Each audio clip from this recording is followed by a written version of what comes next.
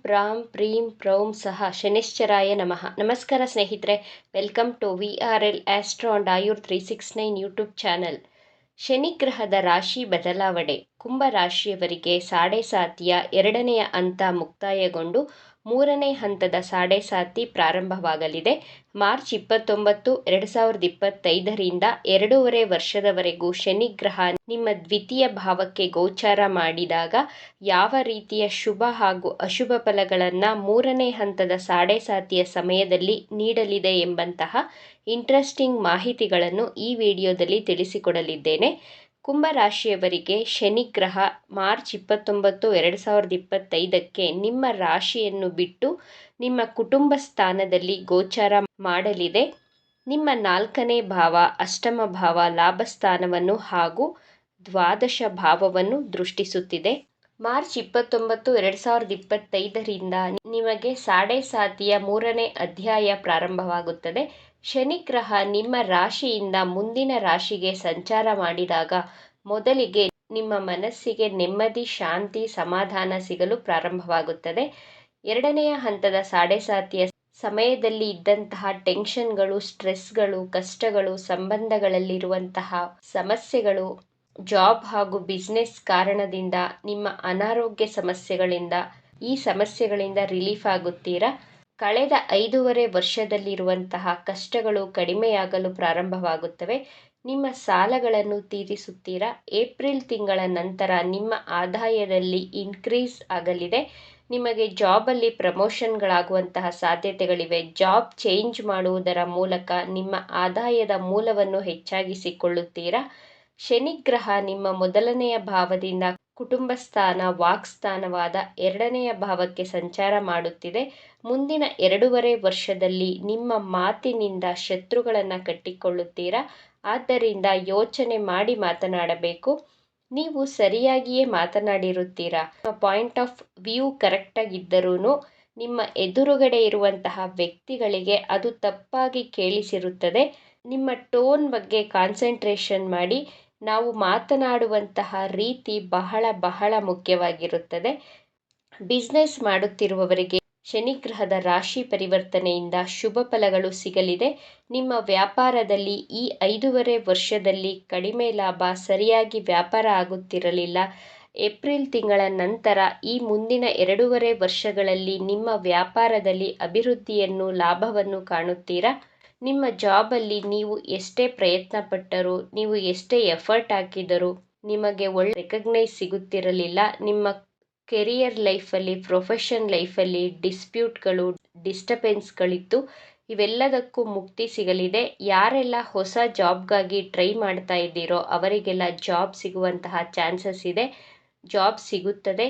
ಶನಿಗ್ರಹದ ದೃಷ್ಟಿ ನಿಮ್ಮ ಅಷ್ಟಮ ಭಾವಕ್ಕೆ ಬೀಳುತ್ತಿರುವುದರಿಂದ ನೀವು PhD ಮಾಡಬೇಕು ಅಂದ್ಕೊಂಡಿದ್ರೆ, ಗ್ರ್ಯಾಜುಯೇಷನ್ ಮಾಡಬೇಕು ಅಂದುಕೊಂಡಿದ್ದರೆ ನಿಮ್ಮ ಆಸೆ ಕೈಗೂಡುತ್ತದೆ. ಅಕ್ಕಲ್ಟ್ ಸೈನ್ಸ್ ಬಗ್ಗೆ ಇಂಟ್ರೆಸ್ಟ್ ಹೆಚ್ಚಾಗುತ್ತದೆ. ಇಂಜಿನಿಯರಿಂಗ್ ಫೀಲ್ಡಲ್ಲಿರುವವರು, ರಿಸರ್ಚ್ ಫೀಲ್ಡಲ್ಲಿ ಇರುವವರಿಗೆ ಶುಭ ಸಮಯ. ನಿಮ್ಮ ಜಾಬಲ್ಲಿ ತುಂಬ ರಿಸರ್ಚ್ ಮಾಡಲು ಸ್ಟಾರ್ಟ್ ಮಾಡ್ತೀರಾ. ಹೊಸ ಸ್ಕಿಲ್ಸ್ಗಳನ್ನು ಡೆವಲಪ್ ಮಾಡಿಕೊಳ್ಳುತ್ತೀರಾ. ನಿಮ್ಮ ಮ್ಯಾರಿಡ್ ಲೈಫಲ್ಲಿ ಪಾಸಿಟಿವ್ ರಿಸಲ್ಟ್ಗಳನ್ನು ಕಾಣಬಹುದು. ನನಗೆ 4 ಮಂತ್ಸ್ ಬ್ಯಾಕ್ ಒಬ್ಬರು ಕುಂಭರಾಶಿಯವರು ಕಾಲ್ ಮಾಡಿದ್ದರು. ಅವರು ಹೇಳಿದ್ದು, ಮೇಡಮ್, ಸಾಡೆ ಸಾತಿ ಪ್ರಾರಂಭವಾದ ಮೇಲೆ ನನಗೆ ಸಾಲಗಳು ಹೆಚ್ಚಾಗಿದೆ. ನನ್ನ ವೈಫ್ ನನ್ನನ್ನು ಬಿಟ್ಟು ಹೋಗಿದ್ದಾರೆ ಅಂತ ಕಾಲ್ ಮಾಡಿದರು. ಈ ರೀತಿ ನಿಮ್ಮ ಸಾಲದ ಕಾರಣದಿಂದ ಅಥವಾ ಯಾವುದೋ ಕಾರಣದಿಂದ ನಿಮ್ಮ ವೈವಾಹಿಕ ಜೀವನದಲ್ಲಿ ಇದ್ದಂತಹ ಭಿನ್ನಾಭಿಪ್ರಾಯಗಳು ಸಂಪೂರ್ಣವಾಗಿ ಕಡಿಮೆಯಾಗಿ ಏಪ್ರಿಲ್ ತಿಂಗಳ ನಂತರ ನಿಮ್ಮ ಜೀವನ ಸಂಗಾತಿಗೆ ತನ್ನ ತಪ್ಪಿನ ಬಗ್ಗೆ ರಿಯಲೈಸ್ ಮಾಡಿಕೊಳ್ತಾರೆ. ಆ ಮೂಲಕ ಮತ್ತೆ ವಾಪಸ್ ಬರುತ್ತಾರೆ. ಆದರೆ ನೀವು 2.5 ವರ್ಷದಲ್ಲಿ ವಾಹನ ಚಲಾಯಿಸುವಾಗ ನಿಧಾನವಾಗಿ ಚಲಾಯಿಸಬೇಕು. ಇಲ್ಲದಿದ್ದರೆ ಸ್ಕಿಡ್ ಆಗುವುದು, ಸಣ್ಣದಾಗಿ ಆಕ್ಸಿಡೆಂಟ್ ಆಗುವಂತಹ ಚಾನ್ಸಸ್ ಇದೆ. 8ನೇ ಮನೆ ಎಂದರೆ ಸಡನ್ ಈವೆಂಟ್ಸ್ಗಳು ಆಗುವಂತಹ ಭಾವ. ಆದ್ದರಿಂದ ಡ್ರೈವಿಂಗ್ ಮಾಡುವಾಗ ತುಂಬ ಕೇರ್ಫುಲ್ಲಾಗಿ, ನಿಧಾನವಾಗಿ ಡ್ರೈವ್ ಮಾಡಿ. ಏಪ್ರಿಲ್ 14 ಮಿಡ್ ಆಗಸ್ಟ್ ತಿಂಗಳ ಒಳಗೆ ಹೊಸ ಜಾಬ್ಗಾಗಿ ಹುಡುಕುತ್ತಿರುವವರಿಗೆ ಹೊಸ ಜಾಬ್ ಸಿಗುತ್ತದೆ. ಈ 2.5 ವರ್ಷದಲ್ಲಿ ತುಂಬ ಸ್ಪಿರಿಚುವಲ್ ಆಗಿ ಕನ್ವರ್ಟ್ ಆಗುತ್ತೀರಾ. ಶನಿಗ್ರಹದ ದೃಷ್ಟಿ ನಿಮ್ಮ ಲಾಭಸ್ಥಾನದ ಮೇಲೆ ಬೀಳುತ್ತಿರುವುದರಿಂದ ನೀವು ಒಂದಕ್ಕಿಂತ ಹೆಚ್ಚಿನ ಕೆಲಸಗಳನ್ನು ಮಾಡಲು ಪ್ರಾರಂಭ ಮಾಡುತ್ತೀರಾ. ಎಕ್ಸ್ಟ್ರಾ ಇನ್ಕಮ್ ಸೋರ್ಸಸ್ ಬರುವಂತಹ ಸಾಧ್ಯತೆಗಳಿವೆ. ಮೇ 15ರ ನಂತರ ಸಂತಾನದ ನಿರೀಕ್ಷೆಯಲ್ಲಿರುವವರಿಗೆ ಸಂತಾನವಾಗುವಂತಹ ಸಾಧ್ಯತೆಗಳಿವೆ. ಶನಿ ಗ್ರಹದ ದೃಷ್ಟಿ 4ನೇ ಭಾವವಾದಂತಹ ವೃಷಭ ರಾಶಿಯ ಮೇಲೆ ಬೀಳುತ್ತಿದೆ. 4ನೇ ಭಾವ ಅಂದರೆ ನೀವು ಪ್ರಾಪರ್ಟಿ ತಗೋಬೇಕು ಅಥವಾ ಮನೆಯನ್ನು ಕಟ್ಟಬೇಕು ಅಂದ್ಕೊಂಡಿದ್ರೆ ನಿಮ್ಮ ಆಸೆಗಳು ಕೈಗೂಡುತ್ತವೆ, ನಿಮ್ಮ ಕನಸುಗಳು ನನಸಾಗುತ್ತವೆ. ಕಬ್ಬಿಣದ ವ್ಯಾಪಾರ ಮಾಡುವವರಿಗೆ, ಮಿನರಲ್ ವ್ಯಾಪಾರಿಗಳಿಗೆ, ರಿಯಲ್ ಎಸ್ಟೇಟ್ ಮಾಡುತ್ತಿರುವವರಿಗೆ, transport, tourism, marketing, medical field, insurance ಫೀಲ್ಡಲ್ಲಿ ಇರುವವರಿಗೆ ಹೆಚ್ಚಿನ ಧನಲಾಭವಾಗಲಿದೆ. ನಿಮ್ಮ ಫ್ರೆಂಡ್ ಸರ್ಕಲ್, ಸೋಷಿಯಲ್ ಸರ್ಕಲ್, ನಿಮ್ಮ ಮನೆಯವರ ಸಂಪೂರ್ಣ ಬೆಂಬಲ ಸಿಗುವುದರ ಮೂಲಕ ನಿಮ್ಮ ಮನಸ್ಸಿನ ಇಚ್ಛೆಗಳನ್ನು ಈಡೇರಿಸಿಕೊಳ್ಳುತ್ತೀರಾ.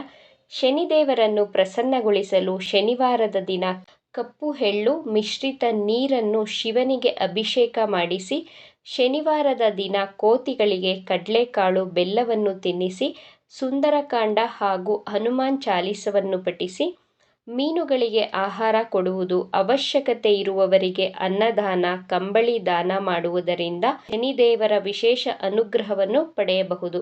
ಈ ವಿಚಾರಗಳು ನಿಮಗೆ ಇಷ್ಟ ಆಗಿದೆ ಅಂತ ಭಾವಿಸ್ತಾ ಇದ್ದೇನೆ. ಇಷ್ಟ ಆಗಿದ್ರೆ ನಮ್ಮ ಚಾನಲನ್ನು ತಪ್ಪದೇ ಸಬ್ಸ್ಕ್ರೈಬ್ ಮಾಡ್ಕೊಳ್ಳಿ. ಈ ವಿಡಿಯೋಗೆ ಒಂದು ಲೈಕ್ ಕೊಡೋದನ್ನು ಮರಿಬೇಡಿ. ಈ ವಿಡಿಯೋವನ್ನು ನಿಮ್ಮ ಫ್ರೆಂಡ್ಸ್ ಆ್ಯಂಡ್ ಫ್ಯಾಮಿಲಿ ಗ್ರೂಪಲ್ಲಿ ಹೆಚ್ಚು ಶೇರ್ ಮಾಡಿ. ನಿಮ್ಮ ಅಭಿಪ್ರಾಯಗಳನ್ನು ತಪ್ಪದೇ ಕಮೆಂಟ್ ಮಾಡಿ. Thank you friends.